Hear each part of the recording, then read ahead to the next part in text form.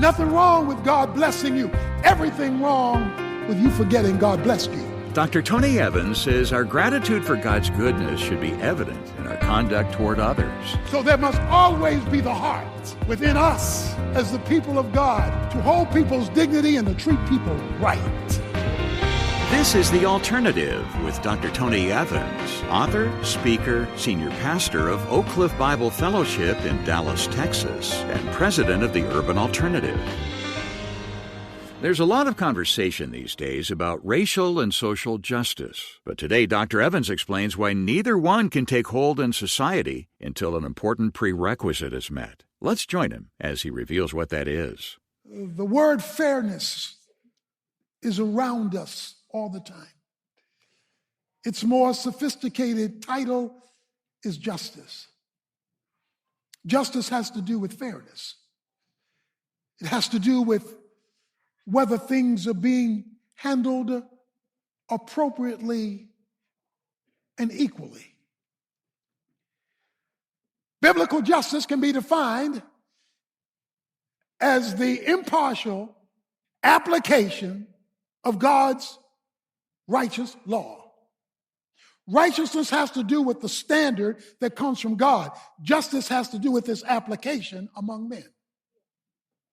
With that in mind, James wants to address this issue, and he speaks to it economically. He's focusing on economic injustice. But the principles can be applied to any injustice. He just is focusing in on that. And he begins like he began our last section. He says in verse 1 of chapter 5, come now. Remember how we define that? He's saying, come on there. Come on there. Come on, man. You got to be kidding me. Are you serious? Come now. And he begins railing against the people with means. He calls them you rich. These are the people who have an abundance. He says misery is coming on you. He says your gold, your silver, your cryptocurrency and Bitcoin. Your devaluing dollar. He says it's going to rust. It's going to go away. He says in the last days, that which you have stored up, your 401s and 403Bs, your treasure is going to evaporate. The problem is not that they had an abundance. The problem was they were denying other people the opportunity to be productive and to grow in their economic ability while claiming the name of the Lord. So he is condemning a heart of people.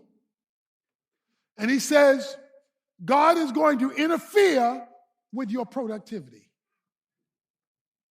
Now, without spiritual eyes, you won't see that. You'll just see inflation, or you'll just see recession, or you'll just see stuff keep breaking down in my house. And all you thought was, oh, this stuff that's breaking down. No. If you are an unjust person, he says, I am going to mess with your stuff. I'm going to mess with your stuff. Nothing wrong with God blessing you. Everything wrong with you forgetting God blessed you. So there must always be the heart within us as the people of God to hold people's dignity and to treat people right. That is, with fairness. Jesus said, that's why I came. Luke chapter 4, beginning with verse 18, he says, I've come to preach good news to the poor and to the captive. He calls it the acceptable year of the Lord. Luke 25, the year of Jubilee, where God made stuff right that was wrong in society. So he's raising the question of injustice, unfairness, inequity, particularly economically, but there's the principle of justice. It comes in verse 6, and he says, therefore. Now, you've heard me say a million times, whenever you see therefore, ask, what is therefore? Therefore always assumes that I'm picking up what I just talked about. I want to tell you something about what I just said. In light of what I just said, therefore, be patient, brethren, until the coming of the Lord. These are the brethren who are being oppressed and unjustly treated in the previous section. Therefore, brethren, be patient. You being abused, you being misused, you being tore up from the flow up, you being buked, you being scorned, talked about show as you born, they're not treating you fair at work, not treating you fair at the crib, not treating you fair racially, or reverse racially, or economically. It's just not fair. It's just not right. Legitimately not right. Therefore, be patient, brethren, until the coming of the Lord. Now, a lot of times that don't hit us right. That don't hit us right. Be patient. Be patient. How long am I supposed to be patient? Actually, he tells you how long. He says, be patient until the coming of the Lord. But he's not talking about the rapture. He's not talking about when Jesus comes and takes us to heaven or when Jesus comes to rule on earth. He's going to say this 3 times in these couple of verses. Be patient to the coming of the Lord. What he's referring to until the Lord intervenes in your situation. Until he comes into your circumstance. Be patient until he shows up. Okay? But that still doesn't solve our problem. It still doesn't solve our problem because I don't know. I can't wait on him. I'm going to take care of this thing myself. I got this. I got this, God. You wait. I won't. I got this. Be patient until God intervenes. But how do you do that when you're not being treated fair? Because that's the therefore. He says, let me help you out. He says, be patient till the coming of the Lord. The farmer waits for the precious produce of the soil, being patient about it until it gets the early and late rains. He says, if you want to understand why you're not being treated right, what it means to wait on the coming of the Lord, check out the farmer. The farmer is waiting for something of which he has absolutely no control, the rain. The farmer doesn't know when it's going to come, how hard it's going to be. He got to wait until heaven decides to open up and bring blessing down to earth. He got to wait for it. Because he can't demand it. He can't force it. All he can do is wait. However, the farmer only waits for the rain if he's planted a seed. If he has planted no seed, waiting for the rain is a waste of time. If he has planted no seed, hoping that it rains, praying that it rains, fasting that it rains, going to church, celebrating, worshiping that it rains, it's a waste of time because the rain has nothing to work with. See, a lot of people want God to change their situation and they ain't planted no seed. In other words, they haven't given God anything to work with. If you haven't given God anything to work with, you're going to be waiting under heaven for a long time because you've not given earth anything to draw heaven to it to change what's under the ground and sprout it and bring it above the earth. A lot of Christians want God to move who don't want to do what God says. If you have a need, you better plant a seed. There must be obedience to what God has asked you to do if you're waiting for God to come through and change the situation, reverse the situation at work, reverse the situation at home, reverse the situation with the kids, reverse the situation with that person. If you have not planted, if you are not farming, then you have no business waiting for a coming of the rain. So one of the reasons that things don't change, either because we're planting no seed or wrong seed. And many of these social issues that we're dealing with today is wrong seed, because people are not using righteous methods, they're using their methods or no methods. And therefore we wonder why the injustice and the conflicts continue to happen on every single level. Waiting is coming under the Lord's response and responsibility in order for him to come from heaven like rain down to earth, our situation, and reverse something. But if you are not willing to farm, stop looking for rain. Stop looking for God to change things and fix things and reverse things and turn things around, because he can't find seed, even though you keep talking about need. Dr. Evans will have more for us when he returns in just a moment. Don't go away. When the day feels gray and your shoulders heavy, you can color your world with the light of kindness. Dr. Tony Evans' new devotional journal, 100 Days of Cultivating Kindness, guides your writing to kind words and actions.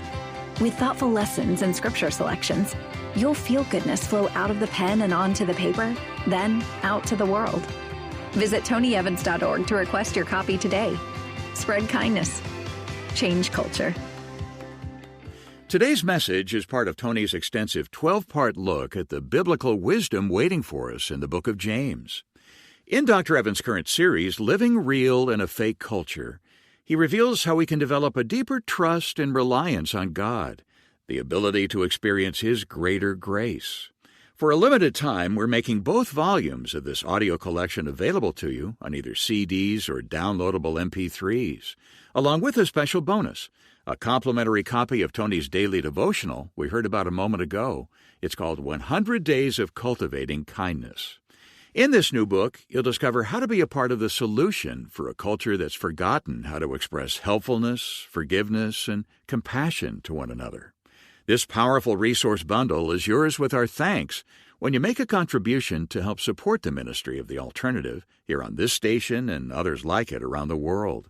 Just visit TonyEvans.org to make a donation and request this special offer. We have a quick link for you right on our homepage. You can also make your request with one of our friendly resource team members by calling 1-800-800-3222 any time of the day or night. I'll repeat that information at the conclusion of today's broadcast. But right now, let's get back to Dr. Evans for the second part of today's lesson. He goes on, he says, you too be patient. There's that word patient again. Strengthen your hearts, for the coming of the Lord is near. Strengthen your heart, meaning when you are discouraged about injustice, that's a call to draw nearer to Him, not go back further from Him. Strengthen your heart. That is the call to a greater intimacy, a greater connectivity, because as 2 Peter 2:9 says, the Lord does know how to deliver His people through their trial. So it says He knows how to do it. It says the Lord is near, but you may have Him at a locked door because you're not strengthening and getting close enough to know He's right there or to see Him when He shows up. So he says, look, if you go in an unjust situation, the reason why the civil rights movement was successful is because they knew how to pray before they marched. They knew how to draw near to God while they addressed injustice and changed laws and voting rights and all of that, because they were willing to establish God on the front end. The first thing you've got to do is plant that seed. You got to be a farmer. You got to give something to God to work with for Him to change that unjust situation. Secondly, you got to draw near to Him, close to Him, intimacy with Him, because this thing needs to be turned around. And then he says, verse 9, do not complain, brethren. It just wiped us all out, didn't it? Just slapped us all out. Do not complain, brethren, against one another, so that you yourselves may not be judged. If you or I or we have a complaining spirit, we are keeping God away, even if he's at the door. Certainly you should pray about it. Certainly you should talk to God about it. But what complaining does is keep God away. Israel was coming from Egypt to the promised land, but they grumbled and complained, and grumbled and complained, and grumbled and complained. We don't want cornflakes. We want fish and chips. We want the T-bone. We want the beef. So they were complaining and complaining. And a trip that should have taken 1 month took 40 years. Your complaining will delay you. Your complaining, my complaining, our complaining will keep God at the door. He's near, but he's not opening up because all he hears is complaints. All he hears is complaints. Sure, you want a bigger house. You better be thankful that you got a roof over your head. Sure, you may want a nicer car. You better be thankful you don't have to walk. Sure, you want nicer clothes. Better be thankful you're not naked. Sure, you want better food. You better be thankful you eating. So gratitude should be normal. Complaining should be minimal. The more thankful you are, the more God is listening. Thanksgiving can't be a holiday. It's got to be a way of life. If you got up, you got plenty to be thankful for. He says, but above all, my brethren, do not swear, either by heaven or by earth or any other oath, but let your yes be yes and your no be no. How many times have you said, I swear to God? You know what you just did? You say you swear to God. You brought God in to validate whatever you were swearing about. So I swear to God means I'm really telling the truth. Okay? James said, you don't need all that. Let your yes be yes and your no be no. Because if you bring me in and you're lying, and you brought my name in, I swear to God, and you weren't telling the truth, you don't just have a problem with that person, you have a problem with me. Because you done brought me into your mess. So let your yea be yea, your no be yo. No, deal authentically. And be repentant when you fail, so that we are on track with him, so that he can invade our circumstances. God is at the door. He may be at the precipice of changing your situation, whatever that is. At the door means he's ready to open it, because he's at the door. He's ready to come in. When you're at the door, you're ready to come in. He could be at the door in some of our situations, but he can't open the door either because we haven't done what we're supposed to do. Because look, even the people being oppressed, they were still going to work. So they were mowing the fields and harvesting. So we got to work both sides of this injustice thing. Don't call things unjust when you haven't met your responsibility. Don't say, God's not fair, he ain't give me a job and you ain't looked.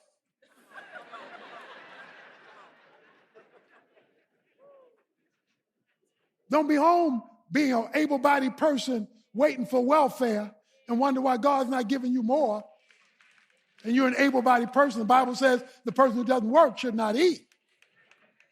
You're not being responsible, but you want all this divine assistance. No, he says you must plan. You must fulfill your responsibility. Then you must draw near, strengthen your heart.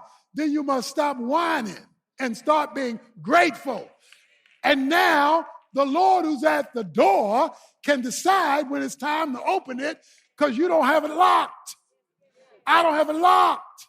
And if the Church of Jesus Christ would ever get to a biblical definition of righteousness and apply it to justice, then 11 o'clock on Sunday morning won't still be the most segregated hour in America, because we'll be operating biblically and not culturally, racially, or class, or all the other junk that's been misdefined by the culture. Look, it don't take 250 years to do all this. It's the abandonment of God's standard of righteousness and justice that still got folk fighting. If we would apply the Bible and we would apply it lovingly but clearly, we could solve a lot of stuff real quick on all these issues. Injustice is real, but God's justice is also real. He says, the Lord is near. It's like the man who was rushing to catch the plane. He's rushing to catch the plane, rushing to catch the plane, rushing to catch the plane. He was afraid he was going to miss the flight. He bumps into a guy because he's rushing so hard. The guy he bumps into says, excuse me, sir, where you going? Got to catch my plane. He said, what flight you catching? He said, I'm catching so-and-so flight. He said, slow down, I'm the pilot. It ain't going nowhere. It ain't going no chill. Ain't nothing happening at that gate till I get there. So you may be cussing and fussing and running and jumping and jerking and trying to make stuff happen. And God said, hey, I'm the pilot. Ain't nothing happening until I move. But I tell you, it's nothing like seeing God come through. To see the coming of the Lord, the divine intervention, the supernatural activity of God. There's nothing like that. Dr. Tony Evans will return with a final word for us in just a moment. First, though, today's message comes from his current series, Living Real in a Fake Culture. This 2-volume, 12-lesson collection offers practical, clear directions for making wise, God-honoring decisions when things get confusing. As I mentioned earlier, when you make a donation in support of Tony's ministry, we'll send you this entire audio series as our gift, along with the bonus of Tony's brand new daily devotional book, 100 Days of Cultivating Kindness. To take advantage of this special double offer, just visit tonyevans.org to make the arrangements. Or you can get some in-person help from our resource team when you call 1-800-800-3222 day or night. That's 1-800-800-3222 or online at tonyevans.org. You know, good employers are going to give their workers the tools they need to get the job done right. Likewise, God gives believers powerful tools for dealing with life. But too many times, we neglect to use what we've been given. Tomorrow, Dr. Evans will remind us of the benefits of strengthening our communication with the Lord through prayer. Right now, though, he's back with a final word to wrap up today's message. The passage that you need to meditate on if you're going through something is Isaiah chapter 40. He says, do you not know, have you not heard, the everlasting God, the Lord, the creator of the ends of the earth, does not become weary and tired? His understanding is inscrutable. He gives strength to the weary. To him who lacks might, he increases power. Though youths grow weary and tired, and the vigorous young men stumble badly, yet those who wait for the Lord. He says, if you wait on the Lord, which means not going outside of God to resolve it, but staying inside of God to get it changed, what God will do while you're waiting on him is give you new strength. And he does that in one of three ways. One is where you mount up with wings as eagles. This is where God swoops in like an eagle catching an eaglet, and he catches you on the way down before you hit bottom and brings you up. That's God's supernatural intervention. That's when God swoops down and a suddenly happens, and you don't know where it came from. But then he says, if he doesn't do that, you'll run and not get tired. This is God's inner action. This is where he comes alongside and gives you a second wind. Where you're jogging, you're too tired to come, and then somebody whispering, come on, you can make it, and you run and you get this second wind. You thought you were going to quit, you thought you were going to die, you thought you were going to lose it, and all of a sudden, something happens, and your get up and go shows up again. But then he says, if you don't do one and you don't do two, he got three for you. You'll walk and you won't throw in the towel. You'll walk and you won't get weary. Because sometimes he won't swoop down. Sometimes he won't jog beside you. Sometimes he just changes you while you go through it. You're too tired to run, but he just walks with you and say, it's going to be all right, honey. It's going to be all right. The Alternative with Dr. Tony Evans is brought to you by the Urban Alternative and is made possible by the generous contributions of listeners like you.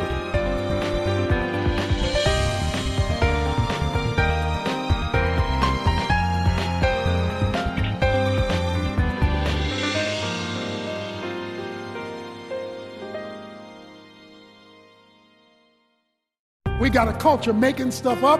They want you to accept not only all people, but all ideas. But Dr. Tony Evans says justice can only be defined as God defines it, based on His righteous standard. So if you call something just or unjust, make sure you can link it to a divine standard, or else your justice will be perverted.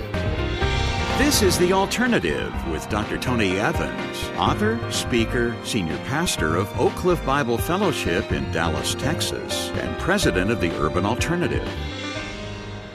Our culture seems to say, why work harder to measure up to a standard when all you have to do is change the standard? But Dr. Evans says God's models of righteousness and justice don't flex to fit our tastes. Let's join him as he talks about what happens when individuals and nations renew their commitment to heavenly values. An employer one day told all of his employees, I want everybody to give to you the United Way. I want 100% participation. One of the employees felt it was wrong to be forced to do that. And he says, I'm not going to participate. The employer called him into the office and said, I understand you don't want to participate in the 100% giving goal to the United Way. He says, yes, I don't think it's fair that I be forced to participate. The employer said, well, that leaves me with two choices. I can fire you, and therefore I'll have 100% participation. Or you can decide to participate, and I'll have 100% participation. The employee said, well, nobody ever explained it to me quite like that before. Many times in life, things seem so unfair. Many times in life, things seem so unjust, so wrong.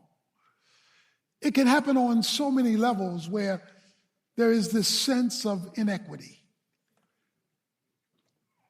All of us have had children, and as children said about our siblings, that's not fair.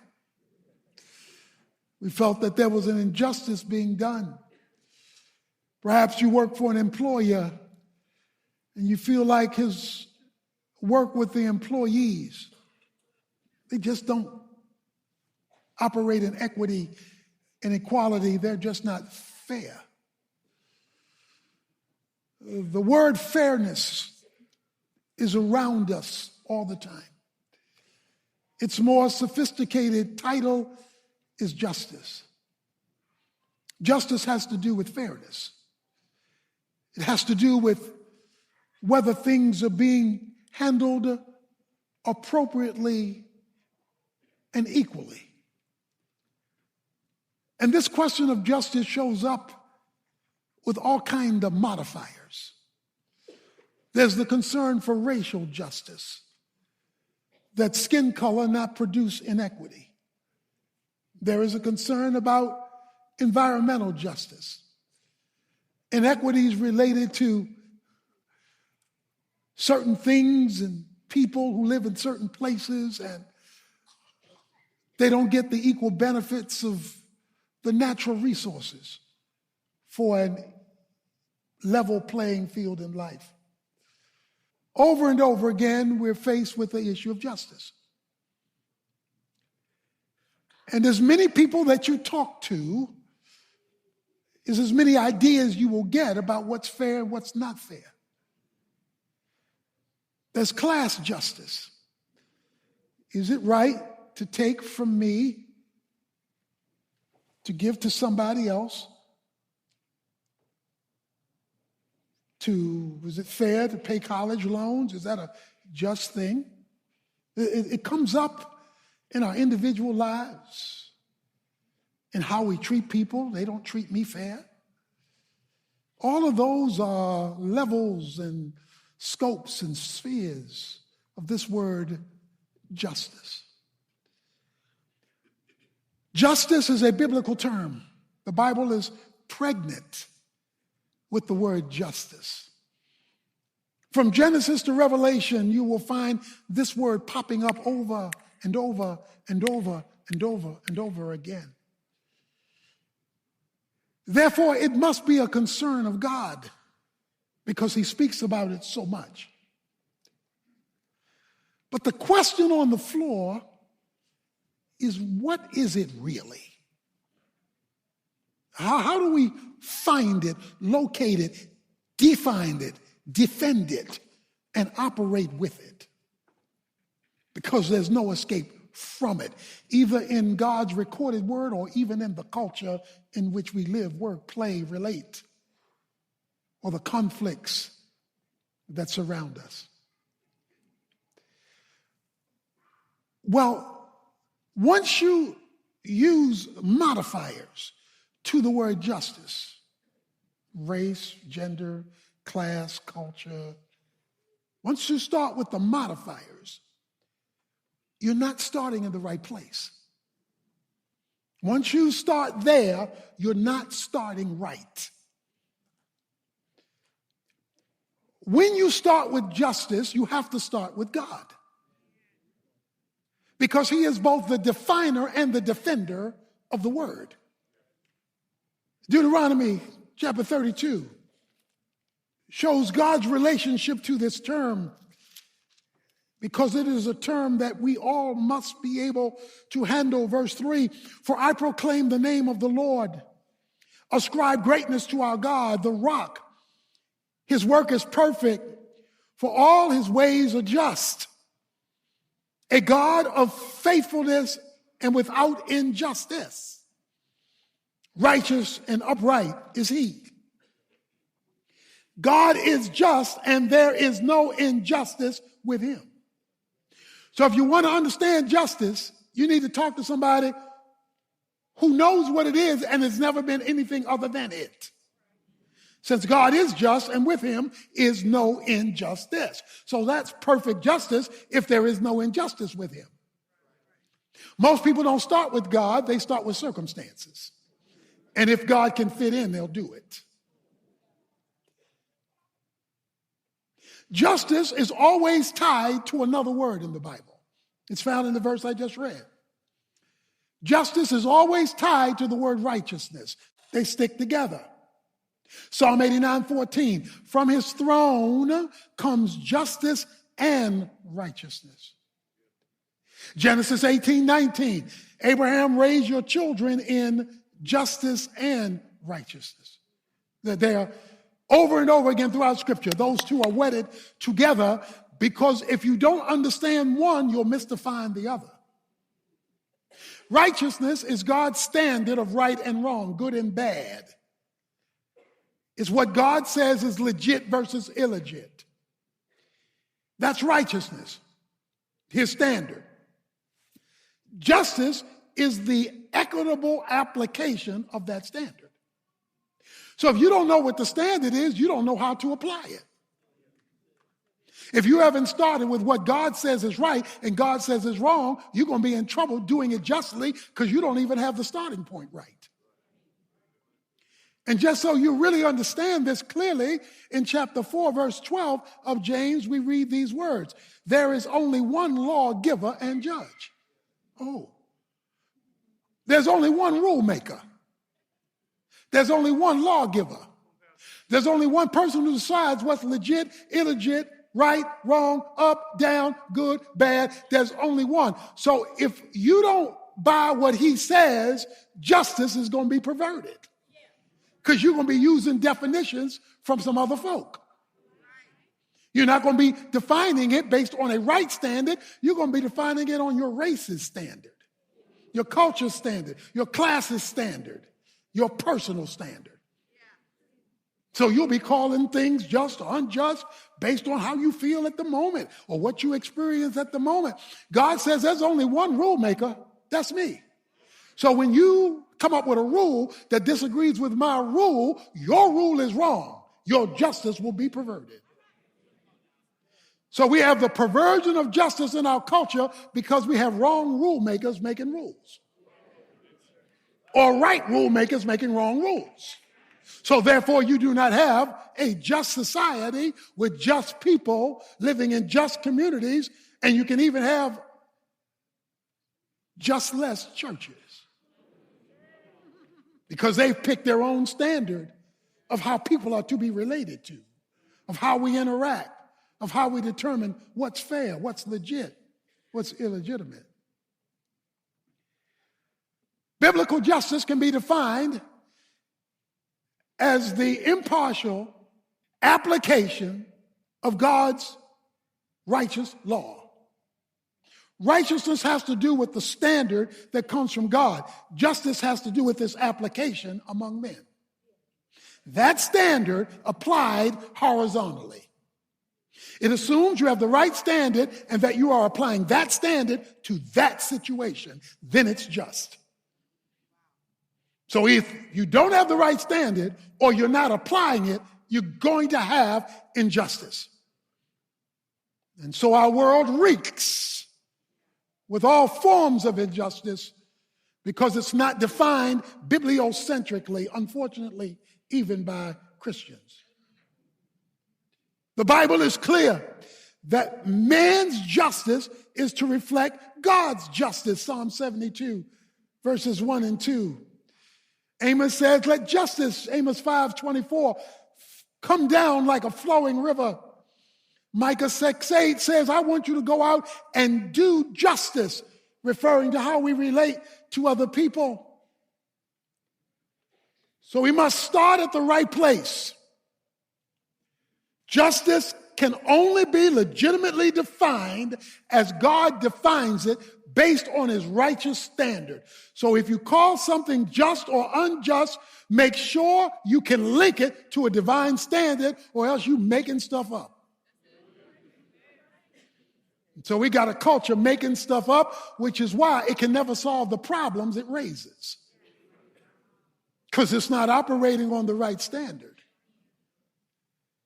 And therefore it buys into how they were raised, what their people think, and how they feel, and all of the errant views.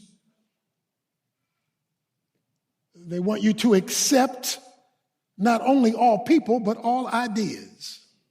Dr. Evans will have more for us on the important distinction between man's rules and God's rules when he returns in just a moment. Don't go away. You care about your community, so when you see a problem, do you respond with conflict or kindness? In his new daily devotional journal, 100 Days of Cultivating Kindness, Dr. Tony Evans inspires each day with thoughtful lessons and selections from Scripture. By taking this journey, you'll see how reflecting on kindness can be life-changing for everyone. Visit TonyEvans.org and join the Kindness in the Culture campaign. Be a part of changing our communities, one kind act at a time. As we've been learning today, regardless of the messages our culture sends, we need to keep our focus on God and how He sees things if we're to truly overcome the snares of the world. Today's message comes from Dr. Evans' brand new series taken from the straightforward biblical teaching in the book of James. It's called Living Real in a Fake Culture, and it offers practical guidance on how to make wise decisions in all areas of your life. As you go through these lessons, you'll be encouraged to seek God's wisdom and guidance in all your choices, giving you greater faith, character, and improved relationships. We're excited to be able to make all 12 full-length messages in this 2-volume collection available to you. They're yours as our gift, and thanks for your financial contribution in support of Dr. Evans' ministry. Just visit TonyEvans.org and look for the special offer on the homepage. Or give us a phone call at 1-800-800-3222 to let one of our friendly resource team members assist with your request. And for a limited time, we're including a bonus copy of 100 Days of Cultivating Kindness, Tony's brand new daily devotional we heard about a moment ago. Take advantage of this offer as soon as you can online at TonyEvans.org or by phone at 1-800-800-3222. Right now, though, let's get back to today's message. James wants to address this issue, and he speaks to it economically. He's focusing on economic injustice. But the principles can be applied to any injustice. He just is focusing in on that. And he begins like he began our last section. He says in verse 1 of chapter 5, come now. Remember how we define that? He's saying, come on now. Come on, man. You got to be kidding me. Are you serious? Come now. And he begins railing against the people with means. These are the people who have an abundance. He says, misery is coming on you. He says, in the last days, that which you have stored up, your 401s, 403Bs, your treasure is going to evaporate. Now, before you get upset and turn off the rest of the sermon, God is not against wealth. Oh, now you're back. Deuteronomy 8:18 says, it is God who gives you the power to make wealth. Proverbs 10:22, it's God who makes rich. 1 Timothy chapter 6, verses 10 and following, he talks to the rich about how to handle being rich. He made Solomon the richest man alive, a billionaire for his time. He talks about the wealth of Abraham and the wealth of Job and on and on and on and on and on. The issue here is not the fact that these folk had abundance. No, the issue is verse 4. Behold, you pay the pay of the laborers who mow your fields, and which have been held by you cries out against you. It was economic injustice. You had it, you hoarded it, and you oppressed others who didn't. You used your success to keep other folk down. You use your prosperity to deny other people the opportunity to prosper. The problem is not that they had an abundance. The problem was they were denying other people the opportunity to be productive and to grow in their economic ability while claiming the name of the Lord. You know, you've all heard it be said that America's first sin was slavery. I beg to differ. America's first sin was greed. See, slavery existed because of greed. Slavery was promoted because of greed, because slave labor was needed and desired to produce prosperity of which slaves were non-participants. So to mow the field, to pick the cotton, to do the work without receiving the benefit, while those who promoted the doing of the work got the benefit. That's what he's talking about. It's greed. Greed is the accumulation of money for money's sake. In other words, it has no purpose, which is why some of y'all play the lottery. Greed is money for money's sake. I just want to be rich, not tired of nothing. Just 2, greed is illegitimate when it is acquired in the wrong way, illegitimate, unethical means. Greed is illegitimate when other people have to hurt for you to get it. When other people have to lose for you to win. He says, you are causing other people to lose. They're not able to enjoy the fruit of their labor. That they're not able to develop their productive potential because you are oppressing them, he says. You live luxuriously. You've got a nice house, nice car, nice clothes, bank account. You live in wanton pleasure. Hedonism is how you roll. You have fattened your hearts while you slay folk. He's speaking about the injustice where people are taken advantage of for profit's sake. While there are many benefits to capitalism, the crime of capitalism is that it can often be promoted by greed, by profit at any cost, even if you have to hurt people along the way. Families can be greedy. So parents can neglect children for money. Women can abandon the home for money. The pursuit of education can be driven by greed. Not because education is wrong, but whatever I have to do, whatever sacrifice I have to make that winds up hurting other people. I'm going to get a divorce in an unjust way because I'm pursuing my career over my relationship. That becomes a form of greed. So greed, leading to an unjust action, materialism, can come in all levels. It's not just the collective level of society. It's the personal level, because he's speaking to personal people, and he's telling folk who are reading this book, who are therefore a part of the church, that even folk in the church can be unjust. Even folk in the kingdom cannot be abiding by a righteous standard and an equitable deliverance of that standard, which is called justice. And he lets them know in no uncertain terms that this is not missed by God. In fact, he calls Colossians 3:5 greed that leads to injustice as idolatry, because God has been replaced by gold.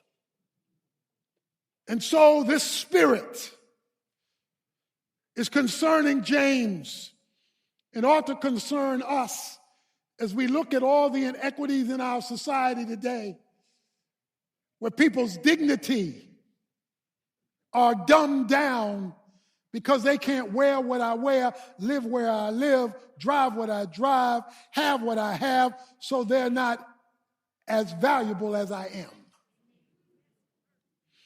Whenever we reduce a person's dignity, I'm not talking about their behavior. We ought to condemn illegitimate behavior, whether you're up and out or down and out.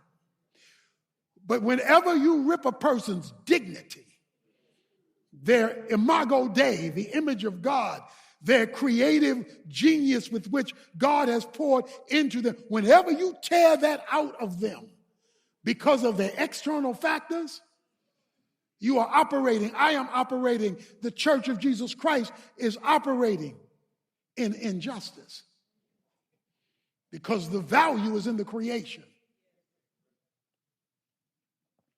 And so he's condemning them because there was injustice in the kingdom, injustice among the people of God, limiting their potential, holding them back. That's why there's so much in the Bible about the poor and the oppressed and the widow and the orphan. It's always talking about that to bring our attention to operating justly with people who can't be where we are or have what we have. And the higher you and I go up, the more sensitive we ought to be down. Because so many of us are one paycheck away from being there anyway. Dr. Tony Evans, with an important reminder that our God is a God of justice. Today's lesson is taken from Tony's current 2-volume audio collection, Living Real in a Fake Culture. And you can get the entire series for yourself as a part of a special offer. It includes all 12 messages on CD or digital download, as well as Tony's brand new daily devotional book, 100 Days of Cultivating Kindness. This is a limited time offer as our way of saying thanks when you make a contribution to help keep Tony's teaching on this station. All the details are waiting for you at tonyevans.org. Just look for the offer right on the homepage, or call our Resource Center at 1-800-800-3222 for some in-person help. Again, that's 1-800-800-3222. Well, coming up tomorrow, Dr. Evans will further explore today's topic of injustice as he takes a look at why racial and social justice can't take hold in society until an important prerequisite is met. Be sure to join us. The Alternative with Dr. Tony Evans is brought to you by the Urban Alternative and is made possible by the generous contributions of listeners like you.